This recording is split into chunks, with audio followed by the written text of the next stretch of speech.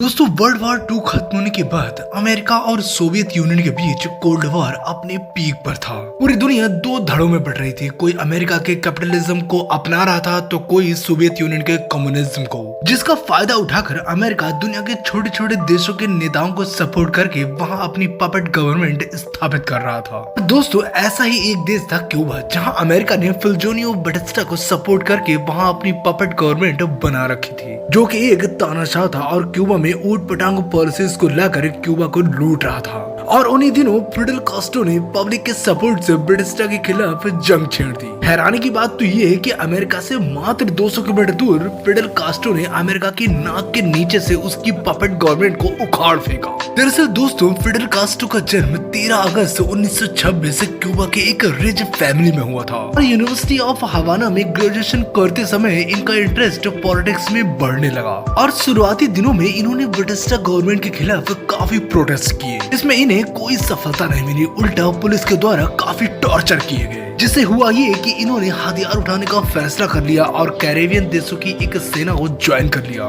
जिसमें 1200 लोग थे। पर अमेरिका की एजेंसी CIA को मालूम होने पर इनकी पूरी सेना को ही खत्म कर दिया गया। इसके बाद ये हवाना वापस आ गए और गवर्नमेंट के द्वारा प्रताड़ित होने वाले लोगों को सपोर्ट करते हुए कई अभियानों को लीड किया। इसके कुछ दिनों के बाद 1948 में अपनी क्लास फेलो मिल्टा डियाज से शादी कर ली, जो कि क्यूबा के बहुत ही अमीर परिवार से थी। शादी के कुछ सालों तक फिडेल कास्ट्रो काफी शांति से रहे और इसी दौरान इन्होंने कार्ल मार्क्स और व्लादिमीर लेनिन के कम्युनिज्म को इतना पढ़ा कि वो इनके दिल और दिमाग में बैठ गया। इसके बाद 1952 में हवाना से ही इलेक्शन लड़ने की तैयारी करने लगे, पर तभी बटिस्टा गवर्नमेंट ने इलेक्शन के समय ही कू कर दिया और इलेक्शन कैंसिल हो गए, जिससे फिडेल कास्ट्रो काफी भड़क गए। जिसके बाद फिडेल कास्ट्रो ने अपने भाई के साथ मिलकर अपनी खुद की फोर्स बनाई और 160 लोगों को लेकर मिलिट्री बैरक पर हमला कर दिया। इस लड़ाई में इन्हें काफी नुकसान हुआ और इनके 60 लोग मारे गए और फिडेल कास्ट्रो और इनके भाई को गिरफ्तार कर लिया गया। पर पब्लिक के द्वारा काफी प्रोटेस्ट किए जाने पर बटिस्टा गवर्नमेंट ने इनको छोड़ दिया। इसके कुछ समय के बाद 1955 में फिडेल कास्ट्रो की मुलाकात चे गुएवारा से होती है और यहीं से समय बदलना शुरू हो जाता है, क्योंकि चे गुएवारा पहले ही अमेरिका के खिलाफ अभियान चला रहा था। और अब इन दोनों के क्रांतिकारी अभियानों से पूरे क्यूबा में एक लहर सी दौड़ गई और इन दोनों ने बहुत ही मजबूत गोरिल्ला फोर्स तैयार की, जिसमें 800 से ज्यादा लोग शामिल हुए। पर अमेरिका को इसकी जानकारी होने पर उसने इनके ऊपर काफी बमबारी कराई, पर वो इन्हें रोक नहीं पाई। अमेरिका अपनी इस कठपुतली सरकार को बचाने के लिए वो सब किया जो उसके हाथ में था।